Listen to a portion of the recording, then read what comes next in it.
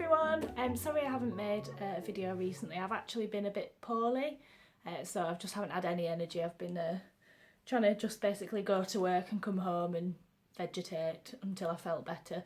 But I'm on the mend now and I'm starting to feel more back to normal, so I thought I'd make a video and we could have a chat about the books that I've read recently or that I've got to read recently. So because I've been sick, my concentration has been absolutely terrible, and I haven't really been able to read, so I've just been watching TV shows, just Netflix and binge watching my way through stuff. So I haven't really read much, which is kind of bad, but I just couldn't concentrate. So I think on Sunday I watched 7 episodes in a row of Scream Queens, which if you haven't seen it and you like slasher film tongue-in-cheek type stuff, definitely give that a go. I really enjoyed it. Anyway, on to what I am reading. I know I talked about it last time, and yes, I am still reading The Man with the Compound Eyes. It is still really good and I am still really loving it, and I can't actually wait to finish it, but again, it's just a concentration thing. But I'm back on it now and I've got about 100 pages left, so soon. I think in my last video I spoke about how I'd been going to my local library to get graphic novels out, because rather than having to buy every volume in a series, I can just go and get them out of there and keep up with the story and whatever else to save on storage, because I don't want to end up with a house full of graphic novels that I never read. I kind of want to only have the ones that I think are amazing, so I'm trying to be a bit selective rather than just collect them all and keep them forever. So anyway, The House That Groaned is by Carrie Fransman. I didn't know what it was, I didn't know anything about it. I just saw the book in the library and just thought it looked quite interesting.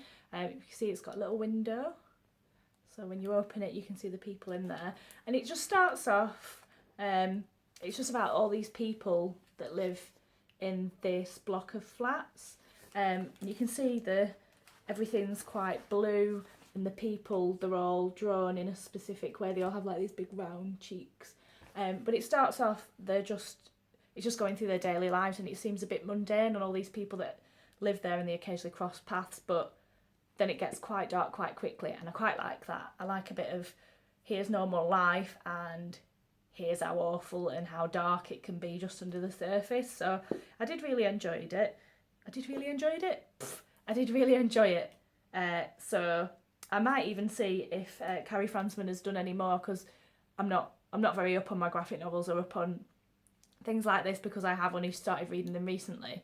So if you have read anything by this person, please let me know, and let me know what you thought of it. Okay? Next one is that one that I'm currently reading, and that is volume 1 of Rat Queens. So I started reading this because I saw a couple of booktubers recommend it and say that it was really funny, full of kick-ass women, and just generally really good stories. So when I was feeling a bit down last week, I decided to treat myself and ordered it. I'm about halfway through, and I am really liking it. There was a bit on the back of the graphic novel that says who are the Rat Queens, so I'll just read that out to you, so if you don't know who they are you can get some idea. It says they're a pack of booze-guzzling, death-dealing battle maidens for hire, and they're in the business of killing all the gods' creatures for profit. Meet Hannah the rockabilly elven mage, Violet the hipster dwarven fighter, Dee the atheist human cleric, and Betty the hippie smidgen thief.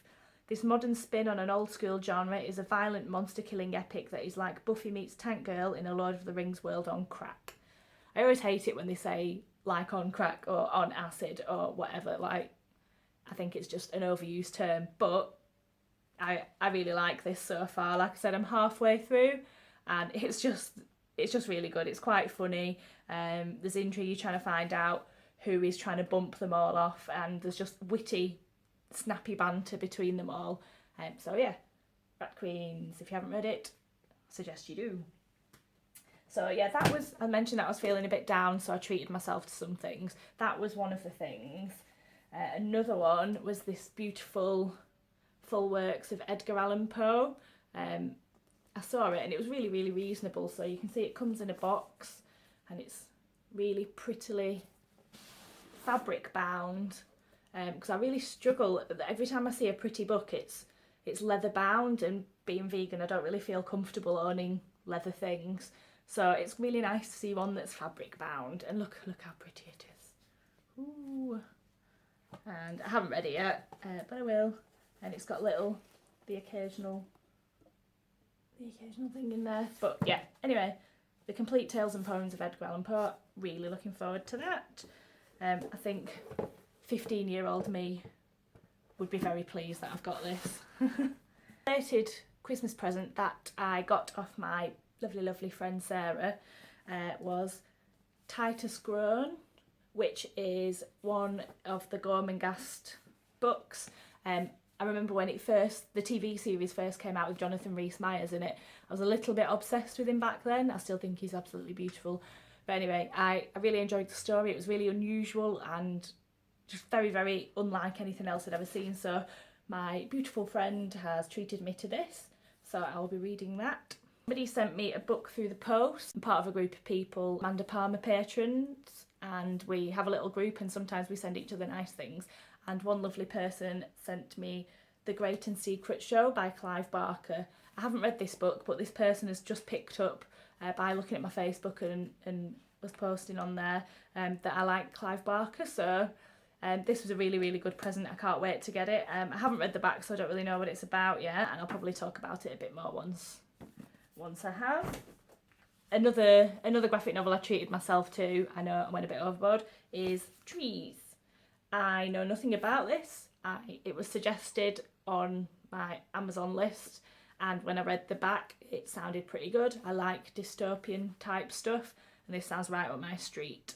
10 years after they landed all over the world and they did nothing, standing on the surface of the earth like trees, exerting their silent pressure on the world as if there were no one here and nothing underfoot.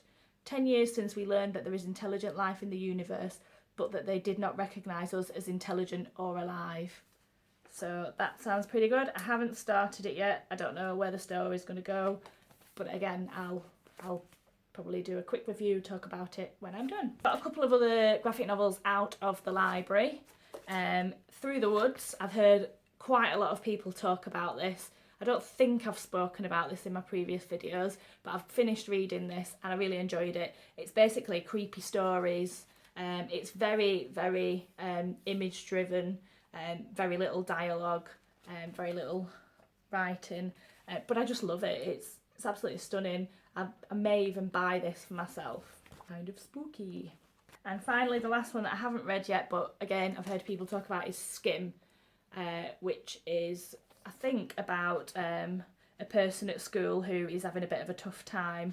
So I'm looking forward to reading this because I have heard a lot of good things about it. So again, I'll talk about that when I've read it.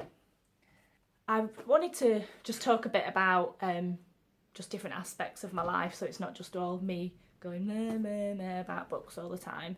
I also really like retro gaming. That's something I've recently got into as well. I've acquired a SNES and a Mega Drive, and I've got a Nintendo, and we have an Xbox. And for Christmas, I was super pleased and excited when my partner got me 2 Buffy games for the Xbox. I've played, which one? I've played this one so far. I haven't finished it, but I'm really enjoying it, and I haven't played this one yet. But I am a massive Buffy fan. I absolutely love Buffy. I grew up with Buffy. I was the same age as Buffy when she was at school, which I know makes me really old. But I absolutely loved it, and it just makes me all like, I don't know, it just makes me happy, and I really like it. So it's really good to see that this is in game form. So has anybody else played these? And if you have, let me know what you think of them. I have started my writing class. I'm going to an intermediate creative writing course at the moment. Sadly, I was too ill to go on Monday, but he did send me the course notes through. But I'm really enjoying it. The group seem really engaging, and everyone's keen to share ideas, and we've done group work, and we're learning how to develop characters more, and going into descriptions, what's expected, what you should put on there, and that sort of thing. So I am really enjoying that. I am struggling with the writing every day again, because I was saying that I couldn't concentrate. That is also really badly affected, so I haven't been able to concentrate to do any writing, but I'm hoping to get back on that because I need to carry on rewriting and editing my NaNoWriMo novel, because I think I've done 3 paragraphs of that 50,000 words, so I need to get my bum back on it and motivate myself. I think more hot chocolates at Cafe Nero need to be had.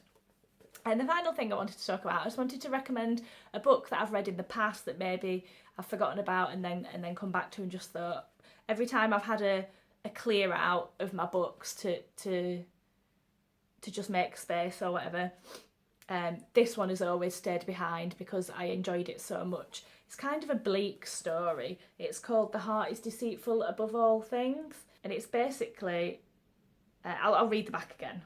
I always feel like I describe things really badly, so. The Heart is Deceitful Above All Things takes a journey into the dark heart of the American road trip. A series of connected autobiographical stories, it describes the disturbing relationship between a mother and her adolescent son as she moves from lover to lover, dressing him as a girl and forcing him to shoplift.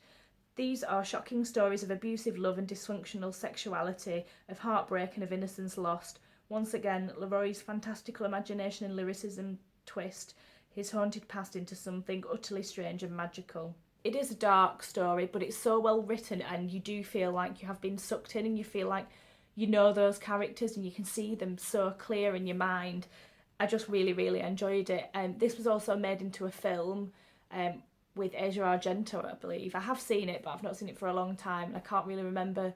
I don't remember thinking it was amazing, but the book is absolutely fantastic. So if you haven't read this and you don't mind kind of bleak, dark things, then give this a go. That's all really I've got to talk about this week. If there's anything in particular that you want to see or anything you want to ask, please just comment down below. I do check them, I get notifications through, and please share and subscribe. Okay, well I hope everyone has a lovely week. Thanks very much. Bye!